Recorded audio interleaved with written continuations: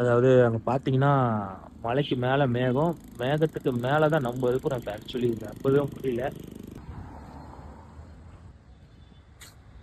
அடிக்கிற குளிர்ல சொட்டர் கூட இல்லாம மலை சாரல் வேற அப்படியே தெரு சுத்தின்னு கூட எங்க போறதுன்னு தெரியாமலே கையில வரைச்சிக்கிச்சு.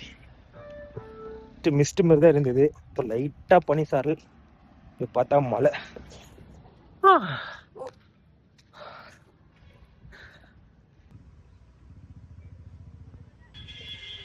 அடிக்கிற மலையில ஒருத்தர் மீன் பிடிக்கிறாரு பாருங்க.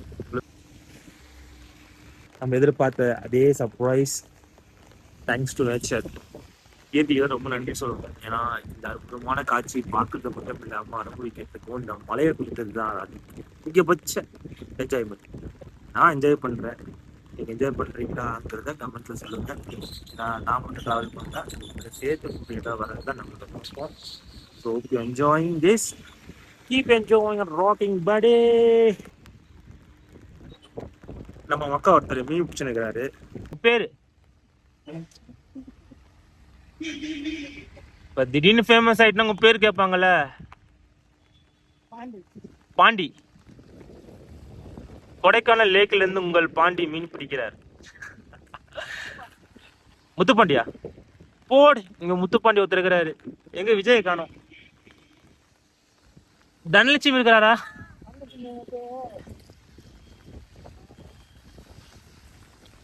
உங்கள் முத்துப்பாண்டி லேக்ல இருந்து தனலட்சுமி காணோம், விஜயன் காணோம். சத்தியமா நான் விஜய் இல்ல, கேமராமேன் பிரகதீஷோட முத்துப்பாண்டி.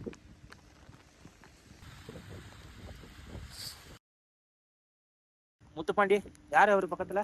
முட்டையா பிரதர்ஸா? இந்த ஒரு இது இந்த ஏரியாவில் மூஞ்சி சாப்பாடு. அப்ப நீங்க இங்கே தான்? ஆமா. அது என்னமோ லாங்குவேஜ் பேசுனீங்களா இப்போ? தெலுங்கு. தெலுங்கு நாங்க நாய்க்கிறேன் தெலுங்கு. நாயக்கேரி நான் பழகின அப்பதான் தெலுங்கு பேசலாம். நான் தெலுங்கு பேச நாயக்கேரி. அதெல்லாம் என்ன பண்றீங்க? மீன் பிடிக்கிறீங்க. நீங்க என்ன பண்றீங்க கேட்கல. டெய்லி வழக்கமா என்ன பண்றீங்க? நாளைக்கு போகணும். பழைய இருந்தாங்க. Super super business. தங்க மாதிரி இன்னைக்கு ஒரு ரேட்டு, நாளைக்கு ஒரு ரேட்டு. அப்படி இல்லைன்னா ஒரு நாள் கிடைக்கும், ஒரு நாள் கிடைக்காது.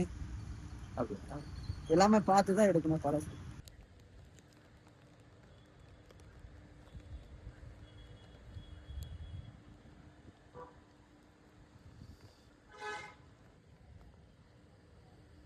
வாவ், இது பேர் என்னமோ சொல்லுவாங்கல்ல, ஃபீஸ் கட்டலாம். ஃபீஸ் கட்டலாம்.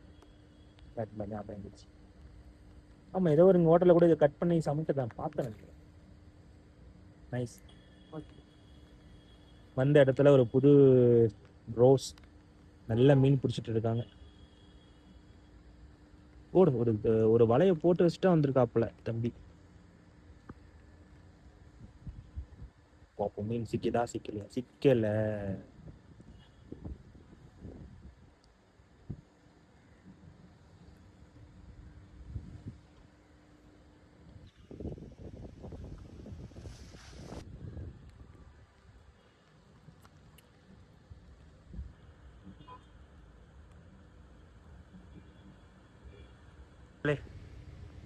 இத பாருங்க, இத பார்க்க தானே கண்ணு கொடுத்து வச்சிருக்கு. ஆண்டவன் இயற்கையை படைச்சதும் சரி, நம்ம மாதிரி மக்களை படைச்சதும் சரிங்க. கண்ணு பார்க்கறதுக்கு, காது கேட்கறதுக்கு, மூளை யோசிக்கிறதுக்கு, மனசு சிந்திக்க. ஸோ மக்களை நேசிப்போம், இயற்கையை நேசிப்போம். இந்த இயற்கை அழகை பார்க்க தானேங்க இவ்வளோ தூரம் கடந்து வந்திருக்கோம். Worth Burma. அந்த பனி மூட்டம், மேகம், கூடவே மழை சாரல். இந்த மழையை நான் சத்தியமா எதிர்பார்க்கல, ஆனா பெய்யணும்னு எதிர்பார்த்தேன். அதுக்காக இப்போ அதோட செட்டப்போட தான் வந்திருக்கேன். ஒரு கொடை, ஒரு ரெயின் கோட் எல்லாமே இருக்குது. எங்க கொடை தேவைப்படுமோ அந்த கொடையும், எங்க ரெயின் கோட் தேவைப்படுமோ அங்கே பயன்படுத்துறதுக்காக ஸோ எல்லாம் பிளான் பண்ணி வந்தோம். ஸோ நினைச்ச மாதிரியே ஸோ ஹாப்பி. இந்த கண்ணு ஆண்டவன் கொடுத்ததுக்கு கண்டிப்பா ஒருத்துங்க ஃபீல் பண்ற அளவுக்கு இன்னைக்கு ஃபீல் பண்ணிட்டேன். ஆக்சுவலி வேற லெவல். ஸோ சம்மர்ல மட்டும் வந்து என்ஜாய் பண்ணாம இந்த மாதிரி மான்சூன் டைம்ல வந்து இதை இயற்கை அழகை ரசிக்கணுங்கிறது தான் என்னோட கருத்து. ஸோ நீங்களும் டைம் கிடைச்சுன்னா இந்த மான்சூன் டைம்ல வந்து எட்டி பாருங்க கொஞ்சம் மாச்சம். கண்ணுக்கு கொஞ்சம் பரிசலிங்க. இந்த உலகத்திலேயே ஹைடெக் விஷன்ங்கிறது வந்து கண்ணு தான். Pure HD. இதை தவிர இந்த உலகத்தில் வேற எந்த ஹெச்டி குவாலிட்டியுமே கிடையாது. அதே மாதிரி ஸ்டோரேஜ் நம்ம மூளை, சென்சிட்டிவ் நம்ம ஹார்ட், அதாவது இதயம், மனசு, இது எல்லாம் சேர்ந்து அந்த இயற்கை.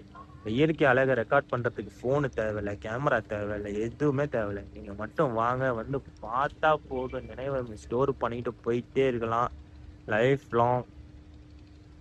ஃபஸ்ட்டே சொன்ன மாதிரி தான் நம்ம நிழல் மட்டும் தான் நம்ம கூட வரும், வேற யாரும் வர மாட்டாங்க. அந்த நிழலுக்கு சேர்த்து வைங்க, உங்க மெமரிஸை சேர்த்து வைங்க. That is my request. Happy journey.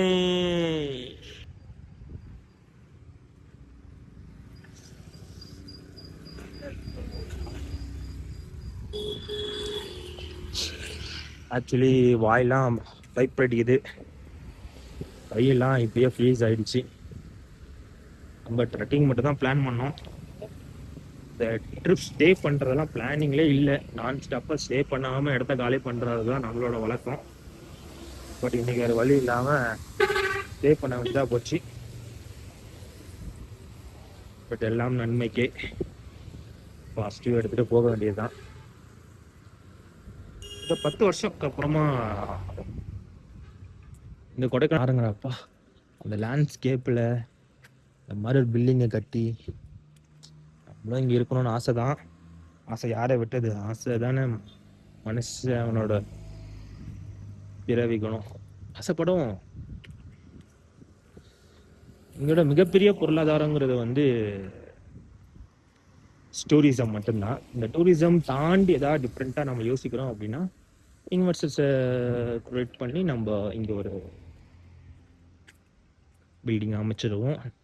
என்ன சொல்கிறீங்க? அது மட்டும் இல்லை,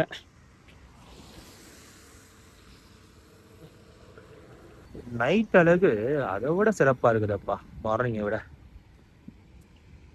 அதாவது இந்த மாதிரி ஏரியா லேண்ட்ஸ்கேப்பிங், ட்ரெக்கிங், ஒரு ஊரா ஒரு ஸ்டேட்டை எக்ஸ்ப்ளோர் பண்ணுறதுக்கு நம்ம அப்பப்போ லீவ் போடுறதும், வெக்கேஷன் லீவ், சிக் லீவ், இந்த மாதிரி எவ்வளோ போட்டாலுமே பத்தாது தான். ஆனால்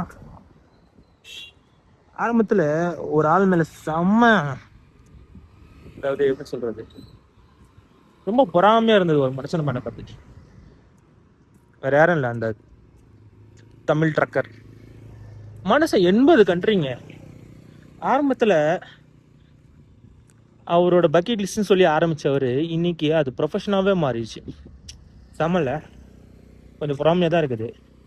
அதுக்கப்புறம் டிரான்சிட்னு ஒருத்தர், அவரும் 59வது 60வது கண்ட்ரியும் இப்போ ட்ராவல் பண்ணிட்டு இருக்காரு மனுஷன். 3வது இப்போ பேக் குமார். இப்போ 4வது யாரும் எனக்கு தெரியல. இதெல்லாம் பார்க்கும்போது உண்மையிலே செம்ம காண்டா இருக்குது. பட் ஓரளவுக்கு ரொம்பவும் இன்ஸ்பிரேஷனான ஒரு விஷயம் தான். ஏன்னா நம்ம ஸ்டேட்டுக்குள்ளேயே இருக்கிற ஊருக்கு ட்ராவல் பண்ணுறதுக்கு நம்ம அவ்வளோ யோசிக்கிறோம், அவ்வளோ பிளான் பண்ணுறோம். பட் அவங்க ஸ்டேட் விட்ட ஸ்டேட் இல்லை, கண்ட்ரி விட்ட கண்ட்ரி, கண்டம் விட்ட கண்டம், இன்னும் அண்டார்டிகா வரைக்கும் போயிட்டு வந்துக்கிறாங்க அவங்கெல்லாம்.